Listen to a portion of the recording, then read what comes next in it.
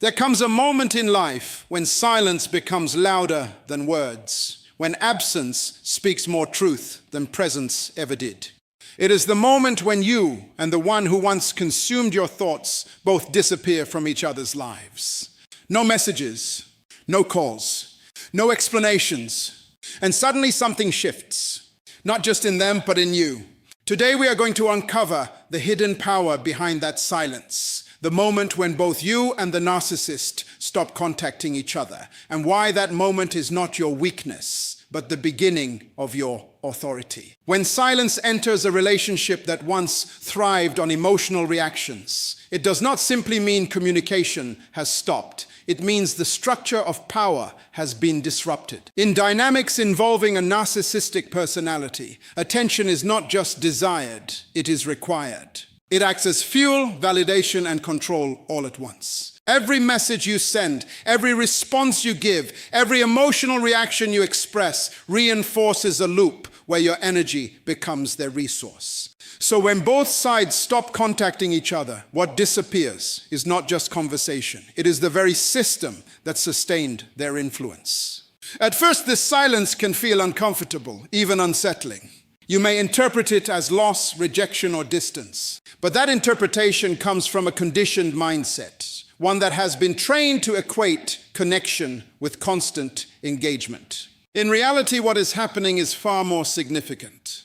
The absence of communication removes the narcissist's ability to predict, provoke, or manipulate your emotional state.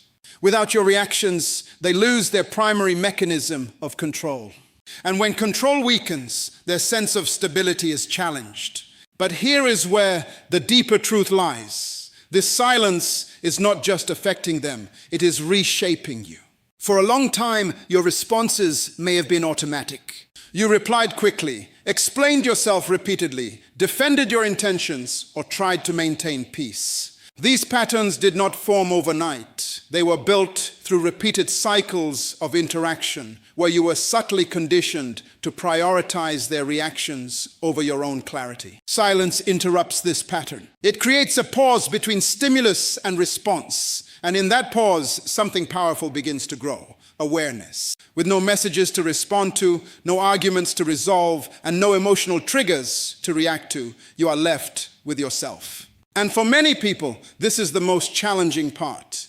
Because when the noise disappears, you can no longer avoid your own thoughts. You begin to see the dynamic more clearly. You start to recognize the imbalance, the emotional exhaustion, the subtle ways you may have been giving more than you received. This realization can be uncomfortable, but it is also liberating. Silence, when embraced correctly, becomes a tool for reclaiming your identity. It allows you to shift from reactive living to intentional living. Instead of waiting for the next message, you begin to ask yourself different questions. What do I actually want?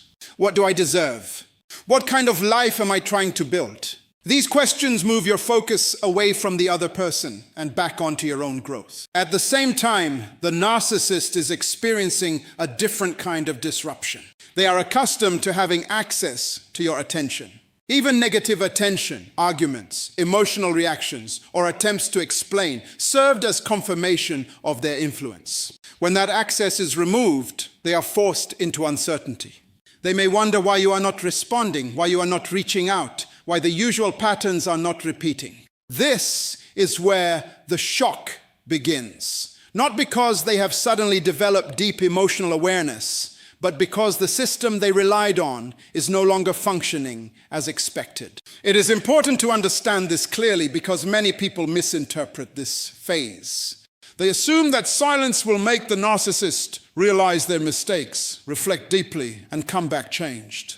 In most cases, that is not the purpose of silence. The purpose is not to transform them, it is to transform you. If change happens on their side, it is secondary and often temporary. But the change within you, if you commit to it, can be permanent. This is why discipline is essential during this period. Silence only becomes powerful if it is maintained with intention. Breaking it impulsively out of curiosity or emotional discomfort can pull you back into the same cycle you are trying to escape.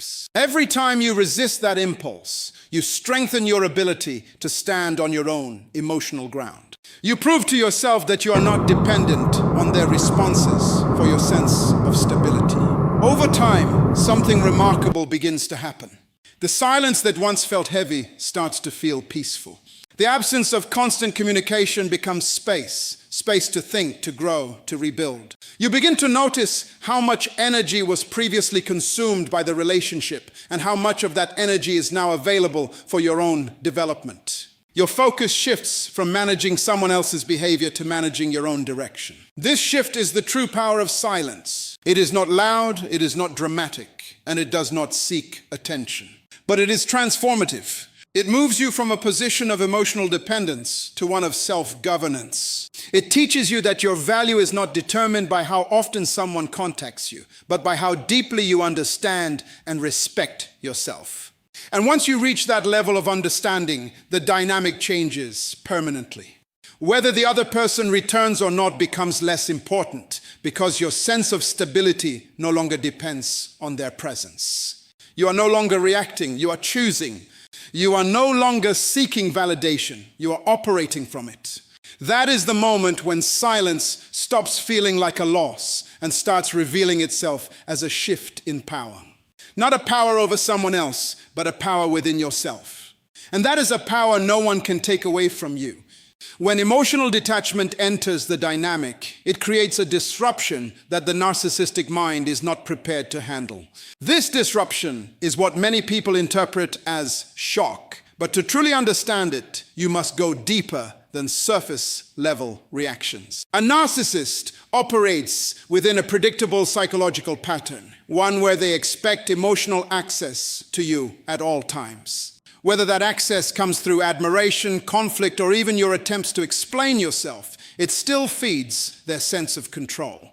But the moment you emotionally detach, not just physically but internally, you step out of that pattern completely. This is where the shift begins. Emotional detachment is not about pretending you don't care. It is not about suppressing your feelings or acting indifferent while internally struggling.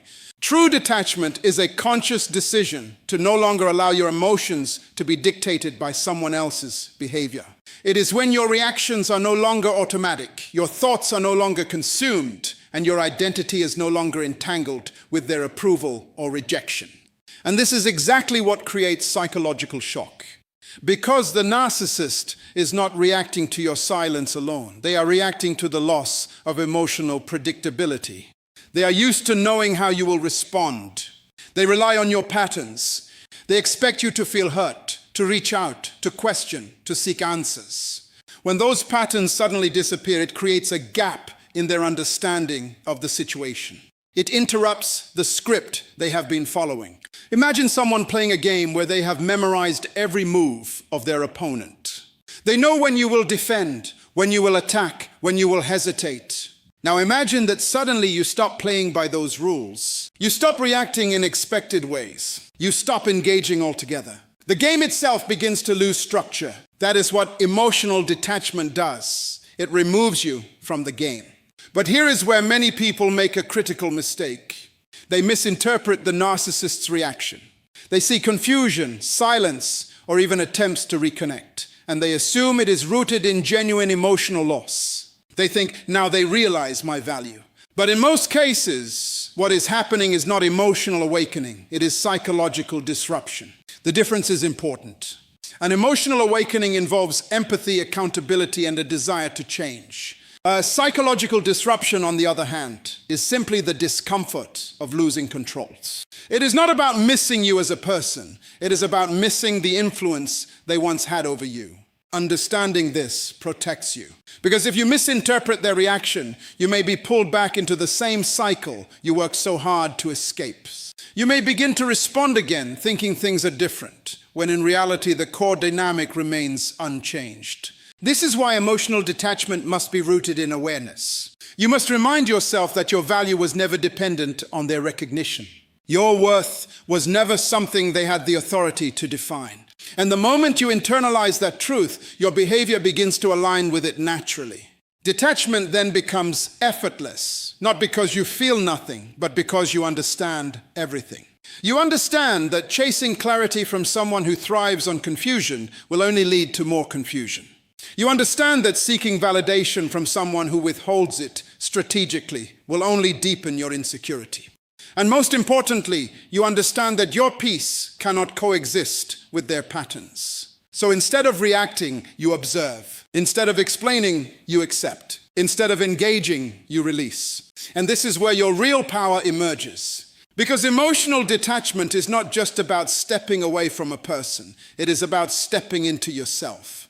It is about reclaiming the energy you once invested in trying to fix, understand, or maintain something that was never stable to begin with. The shock you create is simply a byproduct of your transformation. It is not something you aim for. It is not something you chase. It happens naturally when you stop being accessible in the ways they expect. When your silence is not forced, but chosen. When your absence is not a strategy, but a boundary. And here is the truth you must hold on to. The moment you detach emotionally is the moment you stop being controlled by outcomes. You are no longer waiting for them to come back. You are no longer hoping for closure. You are no longer measuring your progress by their actions. You are moving forward regardless. That is what makes it powerful. Because when your growth is no longer dependent on their behavior, it becomes unstoppable. So do not underestimate emotional detachment. It is not weakness. It is not avoidance. It is one of the highest forms of self-discipline and self-respect. And while it may create confusion or shock on the other side, its true purpose is not to affect them. Its true purpose is to free you. When communication suddenly stops between you and a narcissist, something very revealing begins to unfold beneath the surface. What once felt like a complex emotional bond starts to simplify, and in that simplicity, truth emerges. The distance removes the emotional noise, the constant messages, the confusion, the highs and lows, and what remains is a clearer picture of the dynamic that existed. You begin to see not just what the relationship felt like, but what it actually was. During active communication, especially in a toxic dynamic, your perception is often shaped by emotional intensity rather than reality. Moments of affection feel powerful, moments of withdrawal feel painful, and this push and pull creates a sense of attachment that can be mistaken for deep connection. But when both sides stop contacting each other, that emotional rhythm is interrupted. There are no new moments to confuse you, no new words to analyze, no new actions to interpret. And that's when awareness begins to rise. You may start noticing that much of your energy was invested in maintaining the connection, thinking about what to say, how to respond, how to avoid conflict, or how to regain closeness. Your attention was constantly directed outward, focused on the other person's behavior, mood, and reactions. Meanwhile, the narcissist's engagement was often centered around control, validation, or maintaining a certain image. Without communication, these patterns become easier to identify because they are no longer being reinforced in real time. This period of silence creates a form of emotional withdrawal, and like any withdrawal, it can feel uncomfortable at first.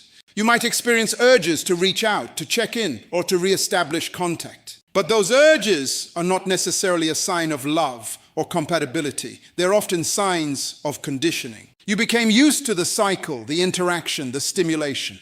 And now without it, your mind is trying to restore what feels familiar. If you stay present during this phase, instead of reacting impulsively, you begin to observe your own patterns more clearly. You might realize how often you prioritized the other person's needs over your own, how frequently you overlooked your discomfort, or how much of your self-worth became tied to their approval. These realizations are not meant to make you feel guilty. They are meant to give you insight. Because awareness is the first step toward change. At the same time, the absence of communication exposes the nature of the narcissist's dependency. While it may seem like they have moved on easily or are unaffected, the reality is often more complex. Narcissistic behavior is typically driven by a need for external validation and control. When a source of attention becomes unavailable, it disrupts that pattern. However, instead of processing the loss in a healthy way, they may redirect their focus elsewhere or avoid introspection altogether.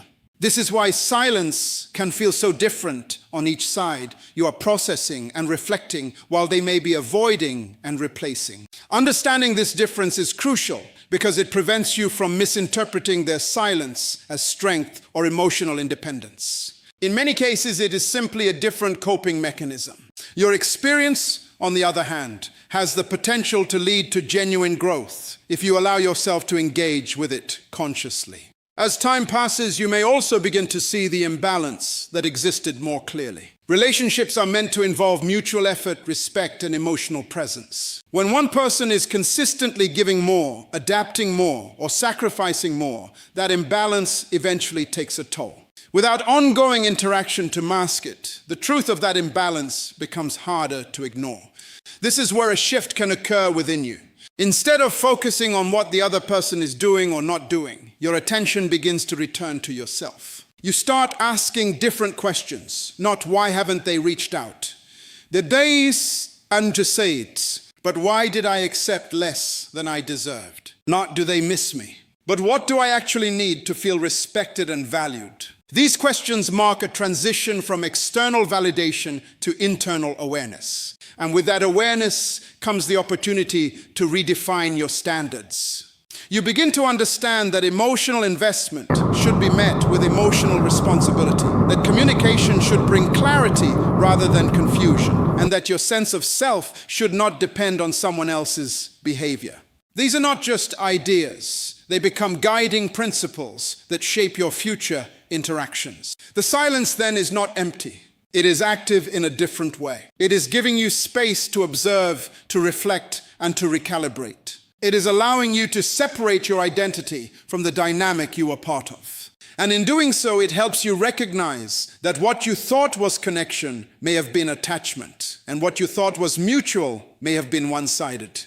If you remain patient and honest with yourself during this time, the clarity you gain can be transformative.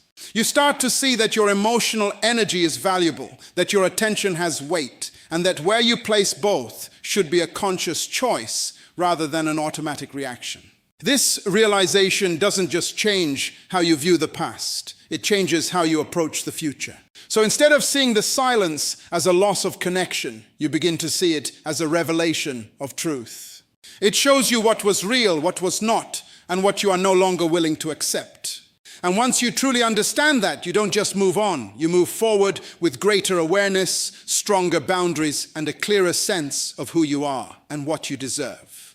Silence, when it is no longer filled with chaos, becomes one of the most powerful environments for rebuilding yourself. Most people underestimate what happens when external noise disappears. They think the absence of communication creates emptiness, but in reality, it creates space. Space that was once occupied by confusion, emotional reactions, and the constant need to respond. When that space opens, something deeper begins to emerge, your own voice. In a relationship dominated by narcissistic patterns, your identity often becomes fragmented. You adjust your words to avoid conflict. You shape your behavior to maintain peace. And over time, you begin to lose clarity about who you really are. You are no longer acting MTVKH, your truth. You are reacting to someone else's instability. But when silence takes over, that reactive pattern is interrupted. For the first time in a long time, you are not being pulled, provoked, or pressured. And that interruption is not a loss, it is an opportunity. At first, this quiet can feel uncomfortable. Your mind is used to stimulation, to emotional highs and lows, to constant analysis of what was said or not said. Without that, there can be a sense of restlessness. But that discomfort is not a sign that something is wrong. It is a sign that something is resetting. You are detoxing from emotional dependency, and like any detox, it requires patience. As the silence continues, something remarkable begins to happen.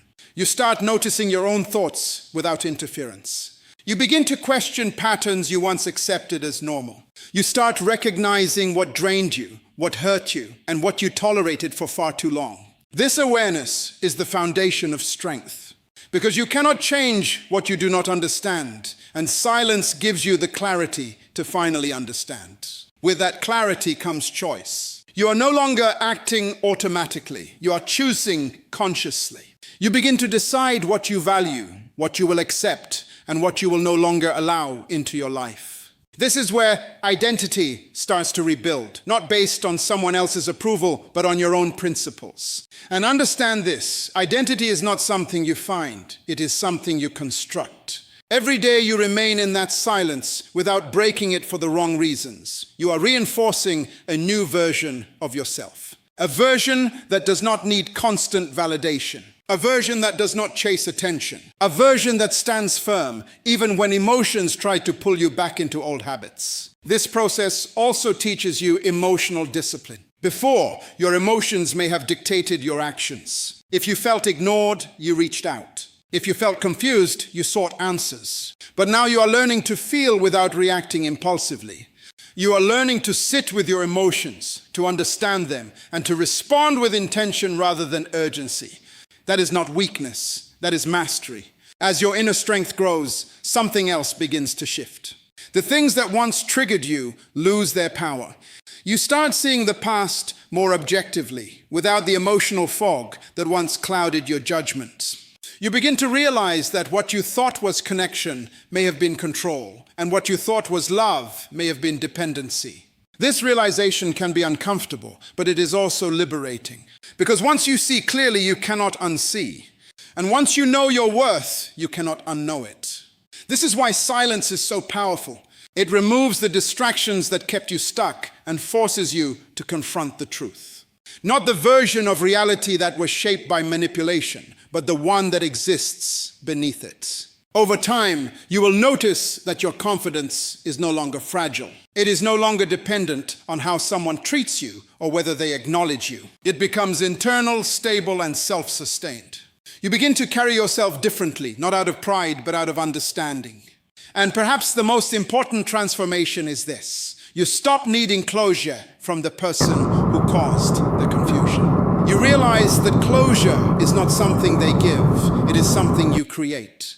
It is the moment you decide that your peace is more important than your curiosity. Your growth is more important than your attachment, and your future is more important than your past. In that moment, you are no longer the same person who entered the silence. You are stronger, you are clearer, you are in control of yourself.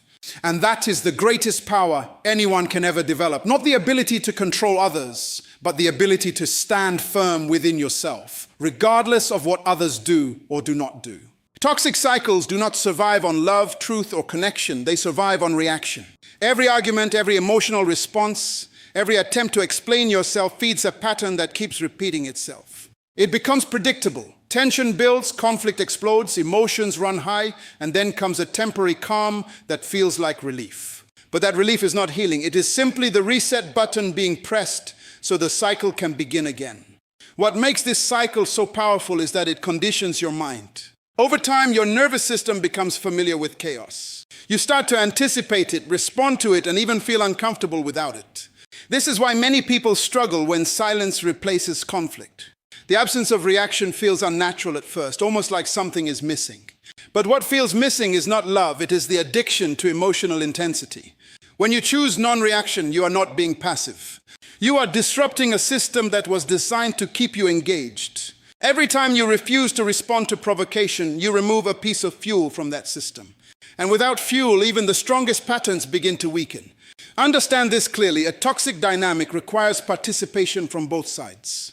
It may not be equal, but it is mutual. One person provokes, the other reacts. One person manipulates, the other explains. One person withdraws, the other chases. This exchange is what keeps the cycle alive.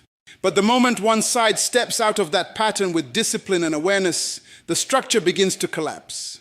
This is where most people struggle. Non-reaction sounds simple, but it is not easy.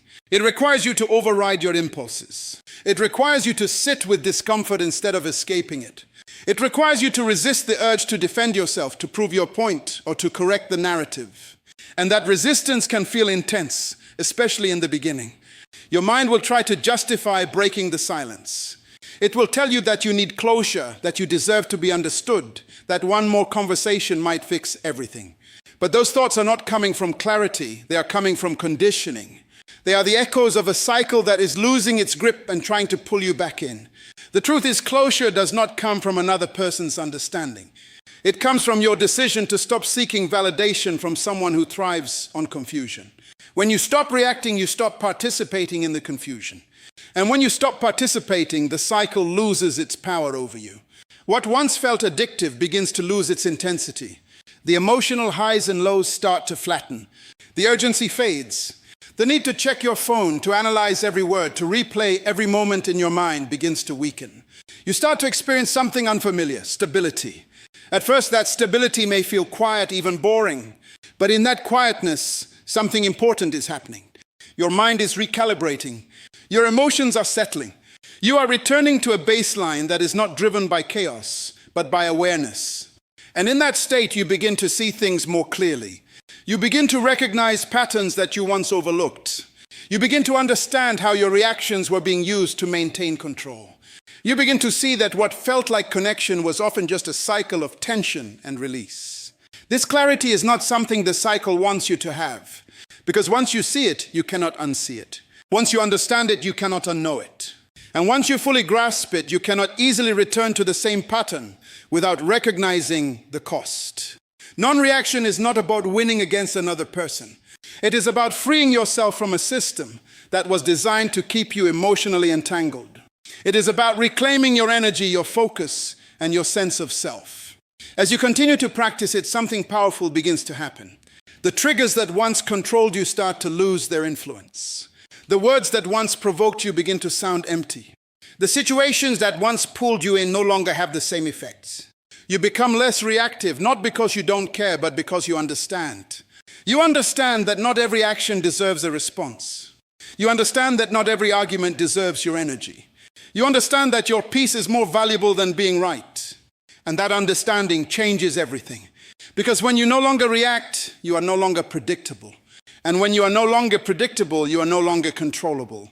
The dynamic that once depended on your engagement starts to break apart. This is where the real shift occurs, not in them, but in you. You move from being emotionally driven to being intentional. You move from reacting to choosing. You move from being part of the cycle to being outside of it. And once you step outside of it, you realize something that was always true, but hard to see from within. The power was never in the cycle. The power was always in your ability to walk away from it. Mutual silence has a way of exposing what words often hide. When communication stops on both sides, it removes the distractions, the emotional noise, and the constant push and pull that once defined the connection. What remains is not just distance, it is a mirror, and that mirror reflects your level of growth. Most people misunderstand this phase. They treat silence as a pause, as if life has temporarily stopped, waiting for someone to make the next move. But silence is not a pause, it is a process. It is not a game of endurance to see who breaks first. It is a test of transformation to reveal who has truly changed. When you approach this period as a waiting game, you unknowingly remain connected. Your thoughts revolve around them. Your emotions are still influenced by their absence. You measure time by how long it has been since the last interaction. In that state, even though there is no communication, there is still attachment. And attachment, even in silence, keeps you bound. Growth requires something deeper. It requires a shift in perspective, from focusing on them to focusing on yourself. The silence is not there to make you wonder about their actions. It is there to challenge your habits, your patterns, and your emotional dependencies. It is asking you a powerful question: who are you without this dynamic? This is where discipline enters the picture.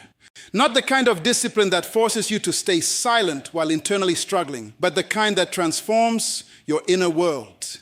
It is the discipline to redirect your thoughts when they drift back to old memories. It is the discipline to resist the urge to seek validation from someone who once defined your emotional state. It is the discipline to choose growth over familiarity, even when familiarity feels more comfortable. Because the truth is, what most people miss is not the person, it is the pattern. The routine of communication, the emotional highs and lows, the sense of being connected to something, even if that connection was unhealthy. Silence disrupts that pattern, and disruption often feels uncomfortable. But discomfort is not a sign that something is wrong. It is a sign that something is changing. If you lean into that change, something remarkable begins to happen. You start to reclaim your energy. The time you once spent analyzing messages or waiting for responses becomes available for self-reflection and personal development.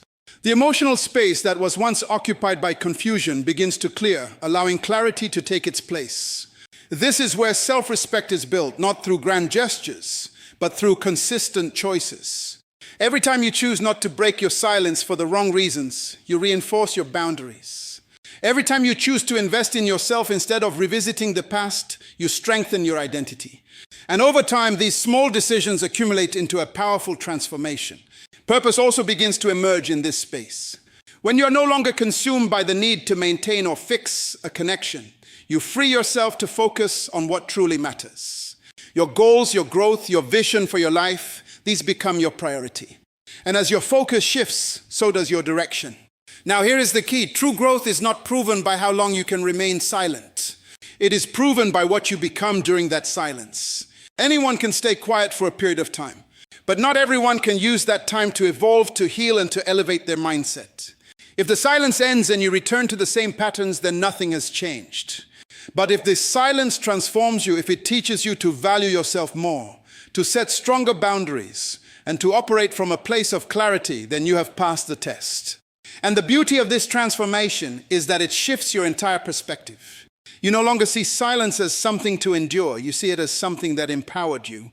You no longer view the absence of that person as a loss. You recognize it as an opportunity that reshaped your life. In the end, mutual silence is not about them at all. It is about you. It is about whether you will use this moment to remain emotionally tied to the past, or whether you will rise into a version of yourself that is no longer dependent on it.